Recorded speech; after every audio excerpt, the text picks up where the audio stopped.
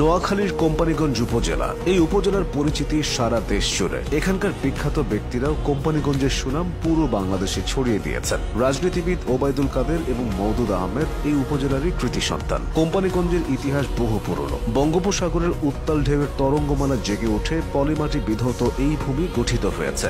বারবার সাগরের ভাঙাগড়া, সামুদ্রিক ঘূর্ণি আর প্রলয়ঙ্কারী জলোচ্ছ্বাসের তাণ্ডব লীলায় শিকার সংগ্রামী মানুষরাই আজ কোম্পানীগঞ্জের অধিবাসী। সবুজ প্রকৃতি, পাখি ডাকা অরণ্য, নারিকেল ও সুপারির কুঞ্জ আর সোনালী ধানের মাঠ, কি নেই কোম্পানীগঞ্জ উপজেলায়। এই সমতল অঞ্চলটি বৈদিক যুগে অর্থাৎ 1400 ও 15 খ্রিস্টাব্দ পূর্বেই জনবসতির উপযোগী হয়েছিল। এর প্রমাণ পাওয়া যায় স্বয়ং মহাভারতের ঘটনাপঞ্জিতে। কোম্পানীগঞ্জের নামকরণের ইতিহাস খুঁজলে জানা যায় এই অঞ্চলটি অতীতে বিশ্বের গুরুত্বপূর্ণ বাণিজ্যিক সমুদ্র বন্দর ছিল। 1753 সালে এই স্থানে ইস্ট ইন্ডিয়া কোম্পানি কুঠি স্থাপন করে ব্যবসা বাণিজ্য শুরু করে। 1756 সালে এখানে একটি বস্ত্রকল